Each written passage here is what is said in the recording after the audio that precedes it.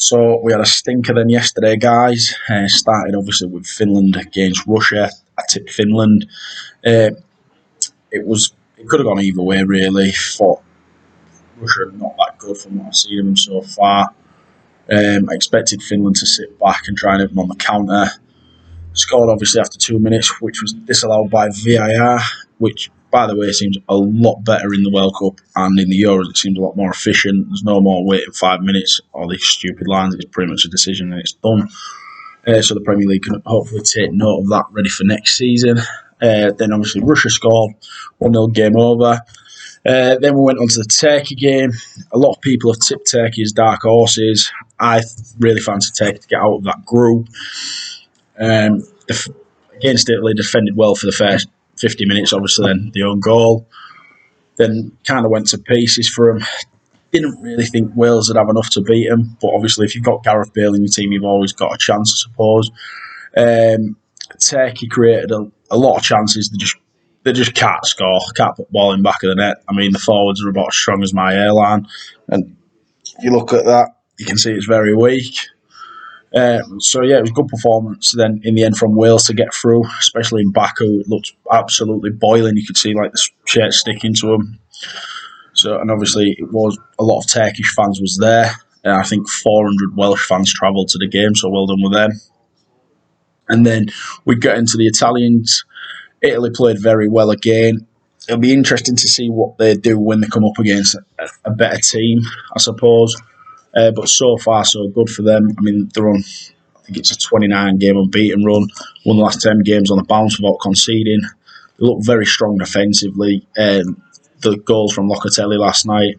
He's a very good player. Immobile, very good striker. I'd be surprised if somebody didn't take a punt on him. I know he's already left and had a big money move to Dortmund. It didn't quite work out. He's then obviously gone to Lazio, rebuilt himself. He's a goal scorer. He should have had a couple last night. Gets in good positions, just missed his chances. But yeah, Italy and France are the best two that I've seen so far. Obviously, we get on to today's game. We start with Ukraine against Macedonia. So Ukraine in the first game against Holland, obviously was 2-0 down, pull it back to 2-2 and then concede late. Had 38% possession. So like to sit back. We'll play a 4-3-3. Obviously, Yarmolenko's goal the other night, would have been the goal of the tournament if you watch it. But obviously, Schick has then since scored against Scotland and then taken that title. We've got Macedonia. They only had 37% possession against Austria, where they got beat 3-1. Had 2 shots on target, scored 1 goal. So, I mean, 50% conversion rate. Can't complain. They'll play 5-3-2. I imagine they're going to sit back again and just look to soak it up and try and hit you on the counter with Alioski. I think Ukraine will win that one. I think Ukraine will win that 2-0. We then obviously get onto the Belgium game. Belgium, I'm not really sure about Belgium this year. They had a good start. They had 67% possession. Obviously, they played 721 passes, so they are a possession-based team. You've still got De Bruyne to come back in, obviously. They'll play a 3-4-3. Castagne's now out for the end of the tournament with a fractured eye socket. Meunier will probably take his place now. Then you've got Lukaku. Many people's tip for the Golden Boot. He's got 2 goals already. He'll probably score again today against Denmark. I just think Belgium are there for the taking, to be honest. I would fancy France or Portugal to beat Belgium in the latter stages.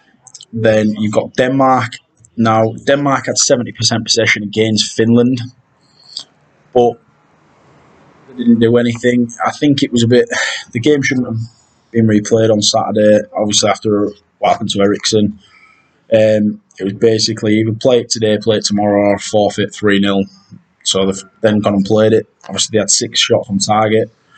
I just think the side effects of watching what happened to Eriksen, I just think it's going to affect Denmark quite a lot. So I don't really think they'll be at the races.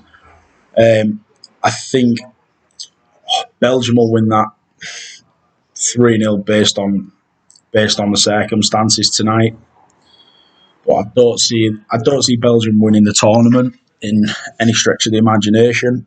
So we've gone Ukraine 2, Macedonia 0, Belgium 3-0 against Denmark, and then you go up against Holland. This will be quite an interesting one because both of these teams had a lot of possession in their first round matches. So Holland had 62% possession with 7 shots on target. Obviously scored 3 goals, so just under a 50% conversion rate, which is very, very good. So, but then they did concede 2 goals. So are they that good defensively? Will De Ligt be back tonight? Would that improve the defence massively? I think Wijnaldum will be key. He plays in a different role for Holland as what he does for Liverpool. For Liverpool, he plays more box to box, whereas for Holland, he plays as like a number 10. So Austria had 63% possession in the last game, had 6 shots, obviously scored 3 goals, 50% conversion. It was a great goal by the fullback Liner. So I thought Sabitzer played very well the other night. There's no Arnautovic due to obviously his suspension for whatever he said. And then I think Holland will win that 2-0 tonight. So Ukraine 2-0 against Macedonia, Holland 2-0 against Austria, then Holland will be through from the group.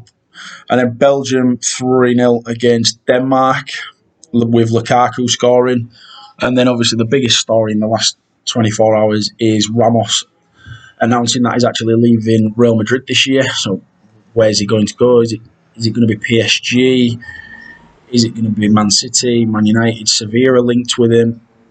I personally think he'll come to the Premier League. If you look at what Chelsea did last year when they signed Thiago Silva, signing a centre-back of that age, if you get him for a season, maybe 2, then went on to win the Champions League. I think if he was to go to Man City, I think that'd spell the end for Laporte. Because then you'd have Diaz, Stones, Ramos. Laporte wouldn't want to be third, if not 4th choice centre-back there. So, yeah, wonder where Ramos is going to end up then, guys. So, yeah, thanks for watching. And then obviously tomorrow is the big one with England against Scotland. So let's see what happens with the Battle of Britain.